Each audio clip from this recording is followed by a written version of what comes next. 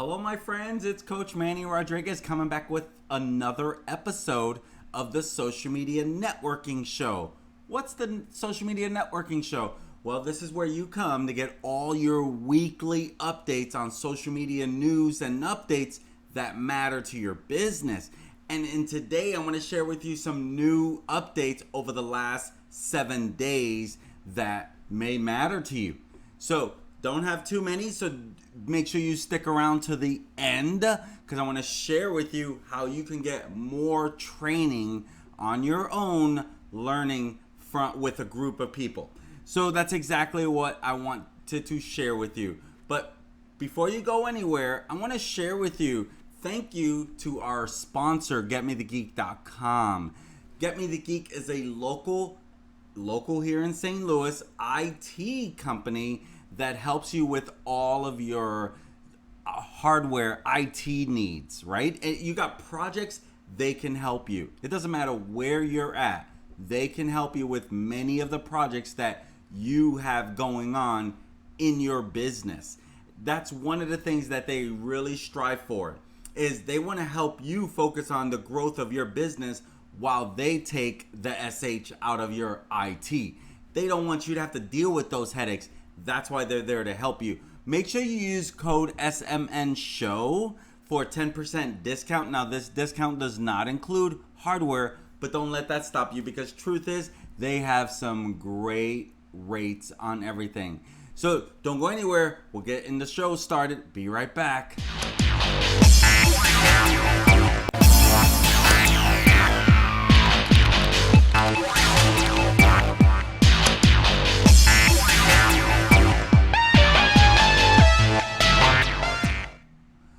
Welcome back, my friends. I'm Coach Manny Rodriguez. My focus is to help you all around social media and networking to grow your business. In today's episode, we're going to be talking about what's new in the world of social media and all these platforms out there, right? So that's exactly what I want to share with you on that particular topic. So with that being said, what's in the news this week, my friends? You guys have heard me talk about this. I talked about this about 2 weeks ago. Twitter announced Twitter Blue, right? It was in the works. It was on its way here. It was just slowly rolling out.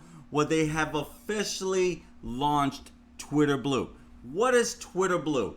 It is a subscription Twitter service.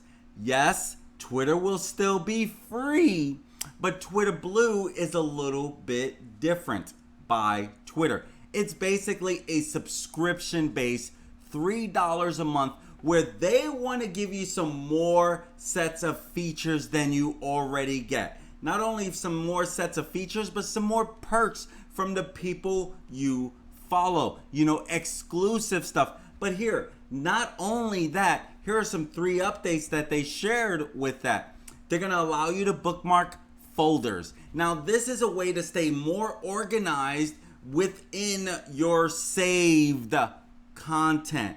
That way, when you save any piece of content, you can put those into particular categories. They want to help you stay more organized with the tweets that you're saving, okay? And you're going to be able to manage your content so much better when you need it. That way you can easily find it, be a little more efficient. So that's one of the updates. Another update that they announced, and you've probably heard this on any of the news you've been watching because they talked about this Twitter Blue. But if you've ever typed a tweet, right? You've ever put a tweet out there and you wish you can take it back? Well, now they're going to allow you to undo that tweet. So if you got a typo, you can undo that tweet. You forgot to tag someone, you can undo that tweet. So, you know, you maybe put something out there from an emotional standpoint and you want to take it away, you can undo that tweet. So you can easily set up a customizable timer for this of up to 30 seconds to click undo before the tweet, reply, or thread you've sent, you know, post to your timeline. You got 30 seconds or under where you can, boom, take that off. So maybe you want to just correct some mistakes.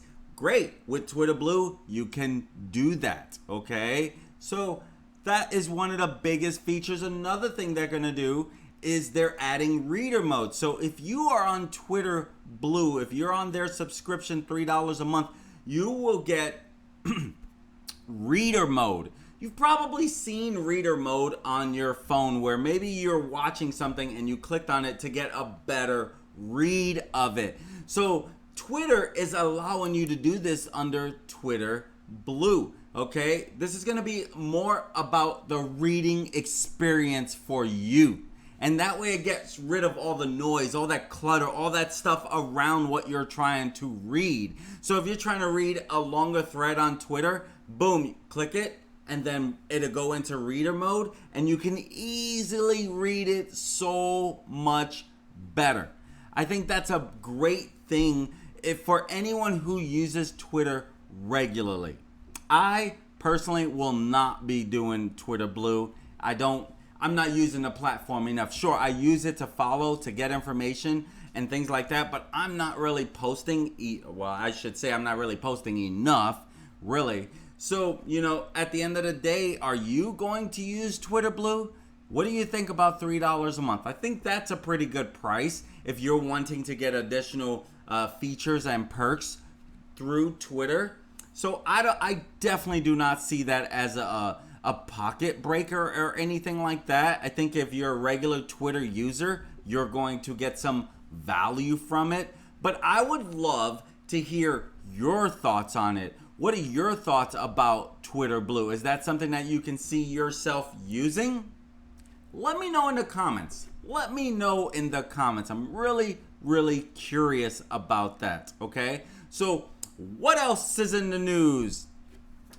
Clubhouse. So, Clubhouse is now available on Android. They already have 2 million Android users who have downloaded the app, okay? So Clubhouse now, when they're about to open it up, they said more like over the summer, which we're basically in the summer now, but they're going to open it up where right now it's still invite only. It's still invite only to be invited into the Clubhouse. Even if you sign up and put on the waiting list, someone has to send you an invite to let you in. Okay? They're getting rid of that soon. They're getting rid of that very soon, and they're going to allow you to link Instagram and Twitter. So you can link to both of those platforms easily you can log into Clubhouse with your Twitter credentials. You can log into Clubhouse with your Instagram credentials. So they're going to allow you to link your Instagram and Twitter profiles. That way you can even share to those profiles. You've seen that. You've done it plenty of times to opt into things. So I'm sure you're getting the idea of what I mean by that. The sign there. Now, according to Forbes.com, they have been saying that Twitter has been losing, or should I say Clubhouse has been losing a little of their momentum. Obviously, I'm going to believe that to be true because they took so long to open it up to Android users. Granted, 2 million quick users, that is growth. Okay, last week was like 1 million. So they're having that growth pretty fast. So I will say that. But you got all these rivalry now, right? Facebook has something similar. Twitter Spaces something similar, and Twitter already has all the power to really make it useful for the users. As to Clubhouse, they were in beta forever because they didn't want to have too many people come in too soon, and then the servers can't handle that. Twitter's ready to do that, right? A lot of what you're experiencing with Twitter Spaces comes from Periscope, right? Periscope is no longer available, but Twitter has been able to seamlessly make this transition to Twitter Spaces because they already had the platform thanks to their Periscope. Now, obviously, they've done away with Periscope because Facebook became a big deal, right? And took away a lot of their momentum. But Twitter's not going anywhere, as you can tell. They're still in there, hanging in there. So, what else is in the news, my friends? Facebook is testing a prayer post feature. And this feature is going to allow you, if you can request for people to pray with you. It's like creating your own community where people can come and do it with you.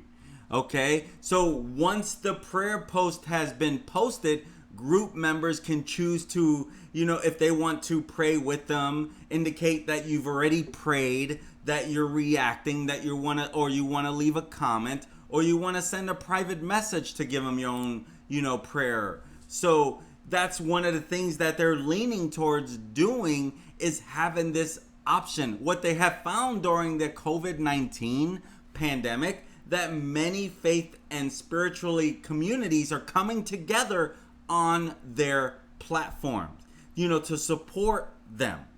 So I like this. You've probably seen the little prayer emoji around a lot. So this is also a piece of that. So it's like they've been testing that out for a little while and moving forward with it, but they're going to create community around that.